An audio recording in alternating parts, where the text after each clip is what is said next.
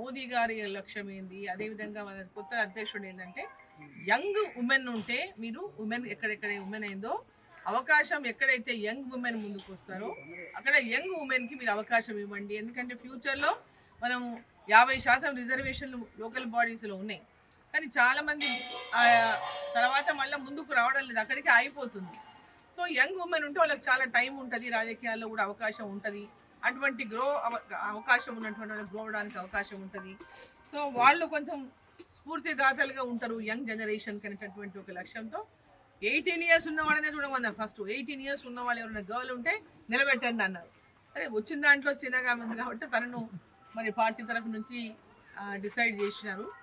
So మీ అందరూ కూడా దాన్ని కూడా డాక్టరు, ఎడ్యుకేటర్, చదువుకుంది, వీళ్ళందరూ ఇక్కడ ప్రాంతం వాళ్ళే, అంతా మన వాళ్ళే. సరే మహబూబ్నగర్లో ఎక్కడున్నా అంత మనం మహబూబ్నగర్ ఉన్నట్లు లెక్క. ఇప్పుడు వేరే దేశం నుంచి కాదు, వేరే ఊరు నుంచి కాదు, వేరే దేశాల వాళ్ళు వచ్చే మన దగ్గర వచ్చి ఇవాళ ఉంటున్నటువంటి పరిస్థితి మనం చూస్తున్నాం. మన భారతదేశంలో లోకల్ బాడీస్లో గెలిచినటువంటి సర్పంచ్లే కావచ్చు, లేకుంటే ప్రజాప్రతినిధులు ఎవరైనా, కార్పొరేటర్సే కావచ్చు, వార్డు మెంబర్లే కావచ్చు, ప్రతి ఒక్కరు కూడా ఆ పథకాలను అంతా కూడా ప్రజలకు తెలియజేసి ఆ లబ్ధిని వారికి చేకూర్చినప్పుడే కేంద్ర ప్రభుత్వాల యొక్క అంటే వాళ్ళు ఆశించినటువంటి స్థాయిలో వాటిని ఇంప్లిమెంట్ చేయగలిగినప్పుడే మనకు ఆ యొక్క అభివృద్ధి అనేది సాధ్యమవుతుంది. సో వికసిత్ భారత్ లక్ష్యంతో నరేంద్ర మోదీ గారు ఇవాళ ఒక నినాదంతో ముందుకెళ్తా ఉన్నారు. మన భారతదేశం 2047 కల్లా, అంటే మనకంతా స్వతంత్రం వచ్చి 2047 100 ఏళ్ళు అవుతుంది కాబట్టి 100 ఏళ్ల నాటికన్నా మన భారతదేశం అందరికంటే ముందు ఉండాలని ఒక లక్ష్యంతో మోదీ గారు ఇవాళ పనిచేస్తూ ఉన్నారు.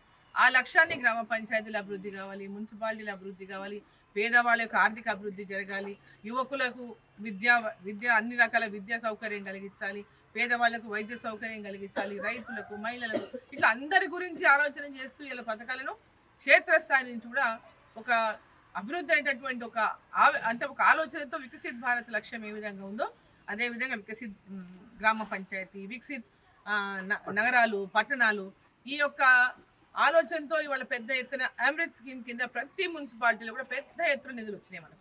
అందులో మహబూబ్నగర్ అప్పుడు మున్సిపాలిటీ హైయెస్ట్ నంబర్ ఆఫ్ 100 కోట్ల రూపాయలు వచ్చిందంటే మన మహబూబ్నగర్ మున్సిపాలిటీకి హోల్ మన ఉమ్మడి మహబూబ్నగర్ ఒకటే పెద్ద మున్సిపాలిటీ ఉమ్మడి మహబూబ్నగర్. దీనికే ఫస్ట్ అమృత్ స్కీమ్ కింద నిధులు వచ్చినాయి. ఇప్పుడు అన్ని మున్సిపాలిటీలకు వచ్చినాయి. ఇప్పుడు సెకండ్లో అమృత్ 2లో అన్ని మున్సిపాలిటీలకు కూడా ఇవాళ నిధులు వచ్చినాయి.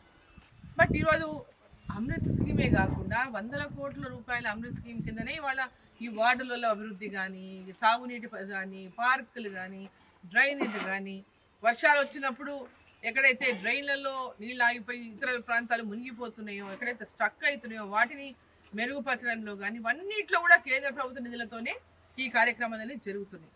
పైగా అధికారంలో ఉన్నటువంటి పార్టీ గతంలో బీఆర్ఎస్, ఇప్పుడు కాంగ్రెస్ మేం చేసినామని వాళ్ళు చెప్పుకుంటున్నారు తప్ప వాళ్ళు కేంద్ర ప్రభుత్వ నిధులు లేకుంటే ఈ రాష్ట్రంలో ఈ ప్రభుత్వం ఈరోజు నిధులు ఇచ్చేటటువంటి పరిస్థితి ఓన్లీ కేంద్ర ప్రభుత్వ నిధులతోనే వాళ్ళ గ్రామాల్లో కానీ పట్టణాల్లో కానీ అభివృద్ధి జరుగుతుంది. మన మహబూబ్నగర్ చుట్టూ చూసుకుంటే కూడా చుట్టుముట్టు కూడా రోడ్లు అవుతున్నాయి. మీరు అందరూ చూస్తున్నారు, మీరు మహబూబ్నగర్ చుట్టుముట్టు రోడ్లు అవుతున్నాయి. నేషనల్ హైవేస్ వచ్చినాయి, బైపాస్ వచ్చింది, కొత్త హైవేస్ వాటిని లింకప్ చేస్తున్నారు. మళ్ళీ అన్నీ కూడా ఎక్కడెక్కడ వచ్చిన రోడ్లన్నీ కూడా ఇటు 44కు పోయి మళ్ళీ లింకప్ చేస్తుంది నేషనల్ హైవేకి. ఇటు 167 కానీ, ఇటు 167N కానీ, ఇటు చించోలి రోడ్డుకు మనం ఈ పక్క అంతా కనెక్ట్ అవుతుంది.